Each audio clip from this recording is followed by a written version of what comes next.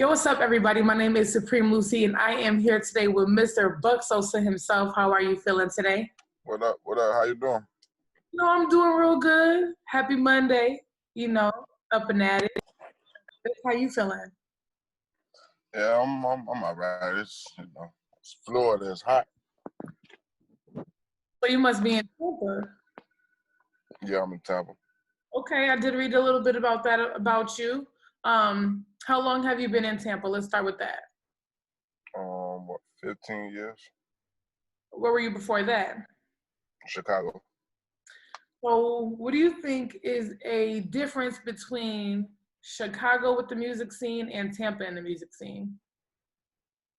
Chicago and the music scene, it's two different types of music. For one,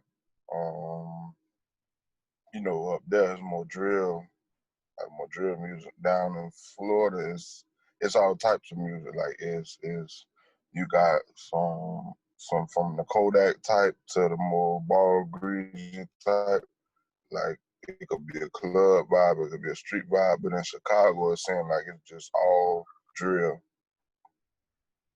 But it's based on the lifestyle, and that's their lifestyle really. So where do you fall in that spectrum? More of all over because it's in the streets, but could be pain music. I make music for the women sometimes. It just depends on how I'm feeling that day. Okay, I dig it. So when you were able to build your style to being the musician that you are today, where did you get like references from or some type of inspiration? The inspiration really came from life, but as far as just different artists that I listen to, is more the older artists, like old school type artists, storytelling type. So that's where I picked up that from more of the older generation. But as far as the type of stuff I talk about is just modern day life, like what's going on today, what I'm going through, like, or what I've been through in my past. But it's like, it's no set thing ever. I feel like the music I make is so broad to where it could be all over. Okay. Like I might make 10 songs, and all 10 of them, none of them will be similar to each other. So you have a pretty good range of music style in you. I like it. So I know that you were living in Chicago before Tampa. What age were you in? I was in Chicago up till I was 11. I think 11. Do you remember what it was like living out there? We was out west when I was up there. I just remember like being like hanging with my cousins. Like it's more, we was like struggling up there, so it was like just being out in the hood, not really having money. I stayed in a shelter up there. It was just like just the average hood stuff. Like it wasn't like nothing special really, because it wasn't. First of all, I was young, but to me when I was younger, it didn't really seem like I was struggling because I was a kid. I just thought it was normal. But then when I look back at it like, damn, that was like I was going through it. Yeah. So what's life like for you right now being in Tampa? Right now in Tampa is good. Like if everybody look at me like I'm the one, like the chosen one. Like it's like I got a lot on my plate, but it's like I'm ready for it. Like so right now, the world shut down really, but I just been working, getting my project together, just shooting videos, just it is real good because now everybody take me serious as an artist. It ain't no more that some people just look at you as a local person. They don't really want to like listen to. They don't want to give you a chance. Now everybody know what's up. And how long have you been actively working like towards being this type of known artist? I would say about 2 years. About 2 years. I want to backtrack a little bit because I know you were talking about the world being shut down and COVID and all of that. How have you Mm-hmm. been dealing with the pandemic? Well, in the while we was in the pandemic, I done got a whole record deal, so it's like it's crazy to me. Like I didn't even think my record deal was real at first because it's like, nah, this can't be real. The world shut down. Like it's nah. So it's just been the whole. I look at it different because everything kind of been going good for me during this time. Mm-hmm. So I don't really look at it how a lot of people look at it.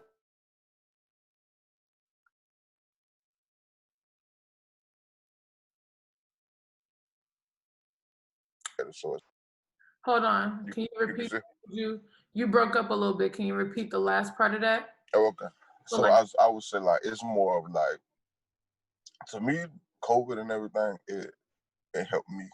It's crazy, but that's how like just life played out different for me in this time because now with the world being shut out, it gave me more time to work on my project, just different stuff like that. But the only thing is, I had dropped my song Two Step, and it kind of actually put a pause on how we was gonna push it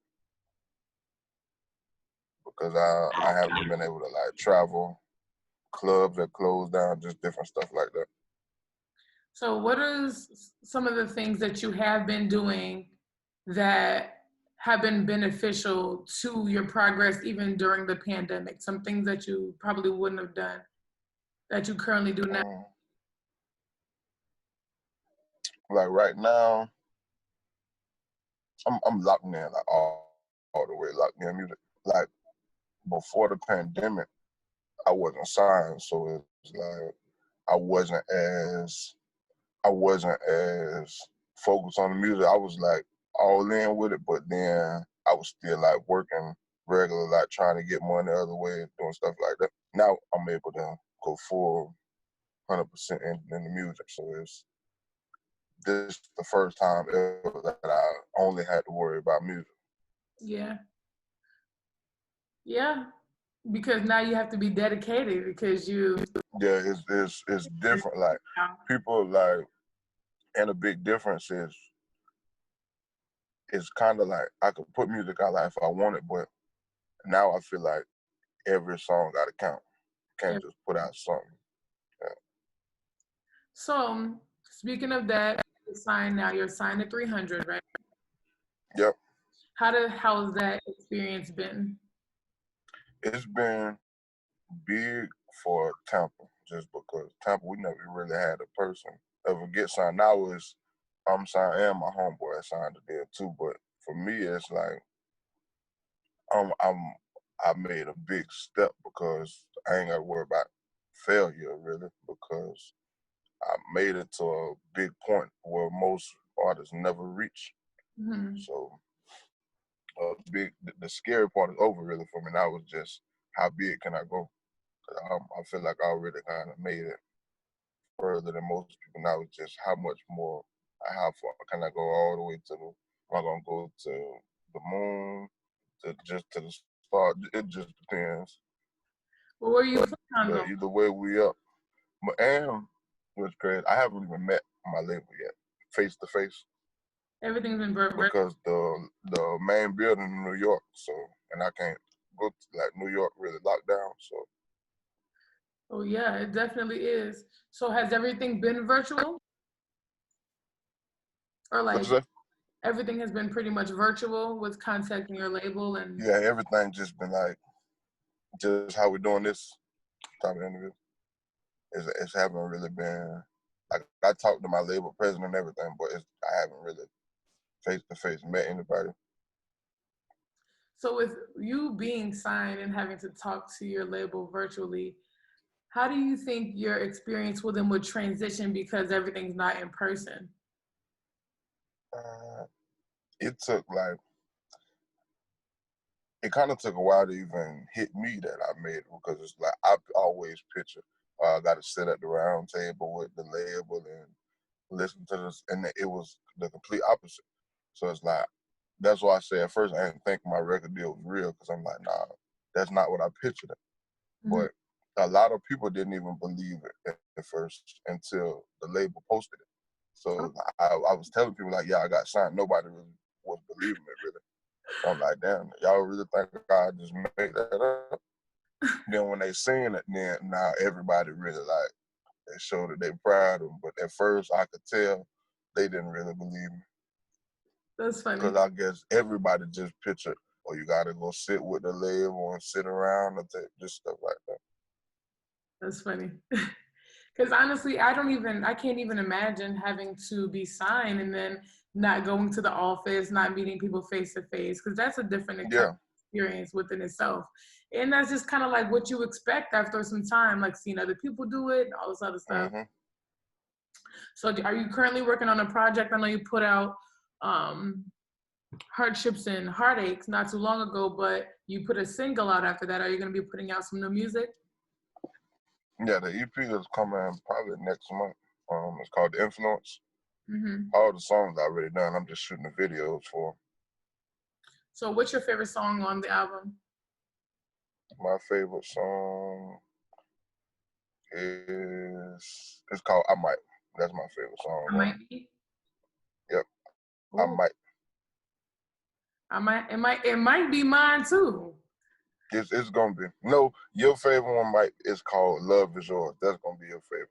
What makes you think I'm gonna like that one? Because it's different than any song that's out right now today.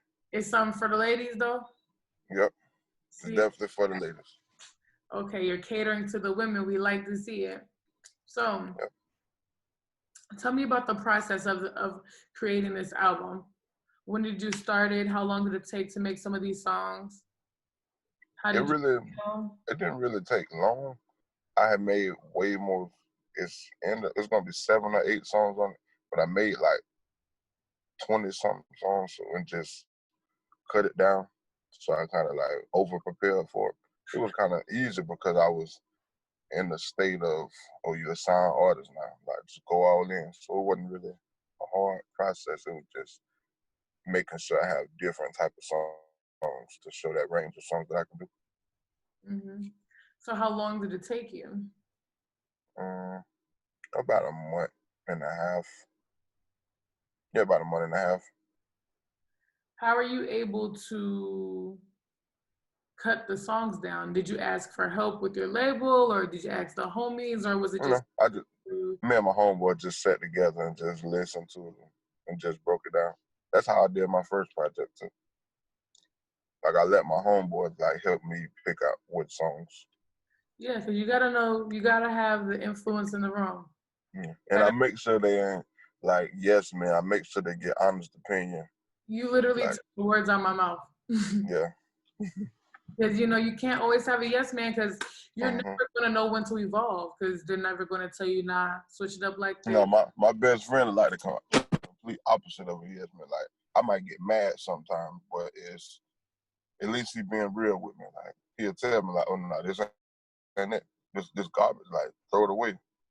So sometimes you need that type of person. So tell me about the people around you. Tell me about your team. Seems like you got a solid foundation. So first of all, I got my whole hood with me and my whole city. So I feel like we all the team. We all in it together. Mm-hmm. And I got Diesel, I got Shantae, I got Mimi, my brother, DBJ. Shout out DBJ, that's Jeremy, that's my brother. So they basically like my management team, but I also got my support system from my hood. So everywhere I go, my hood with me, every show, every video. So I got like a real solid foundation because there's so many people that support me. Oh, y'all big mobbing. Yeah. Okay, I like to hear that.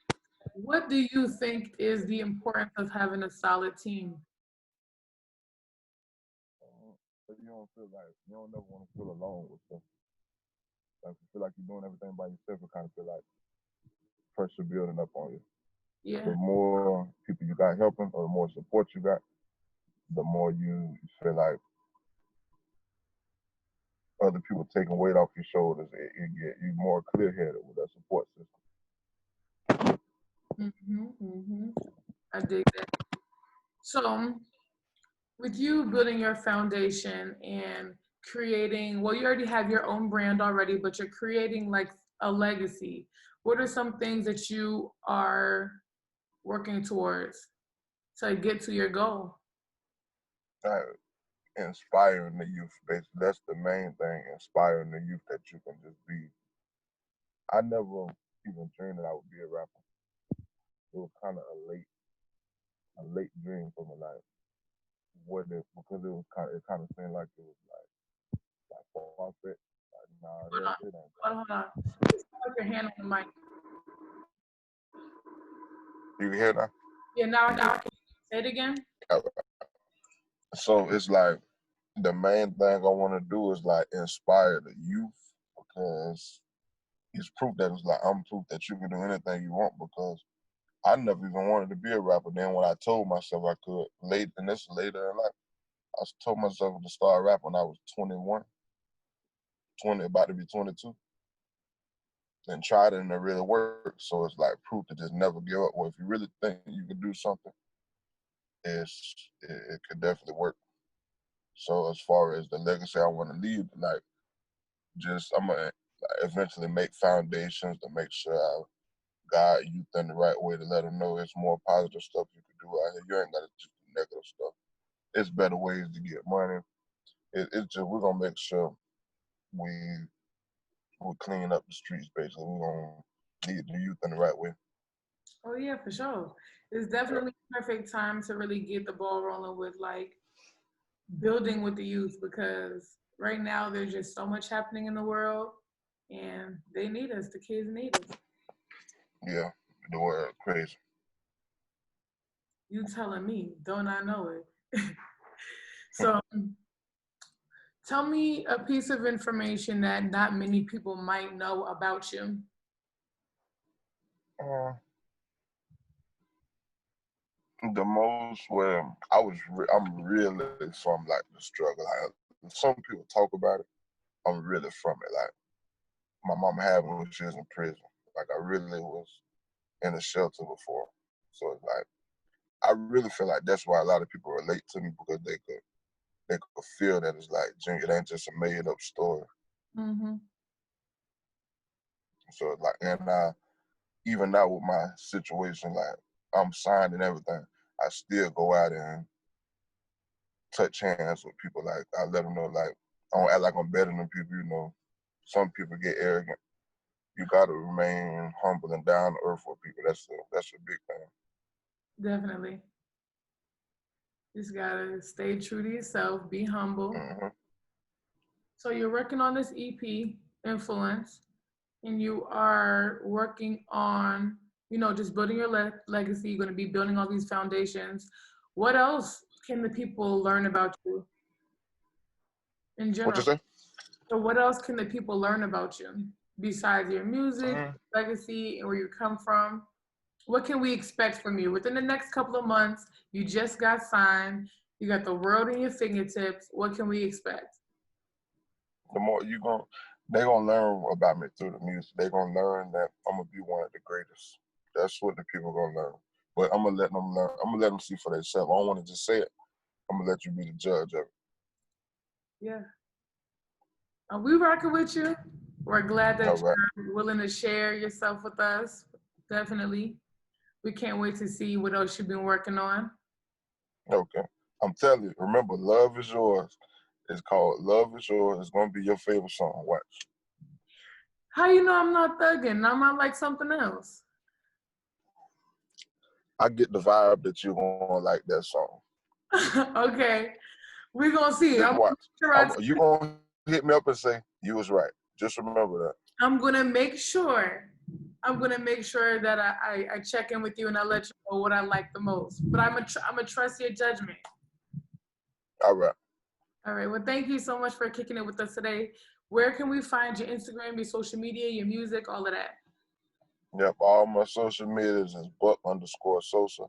On all streaming platforms, just search Buck Sosa. My EP, The Influence, is on the way. Remember, "Love Is Yours" is gonna be your favorite song. We gonna see. But All right. I'm sure I will enjoy the whole project. All right. Thank you.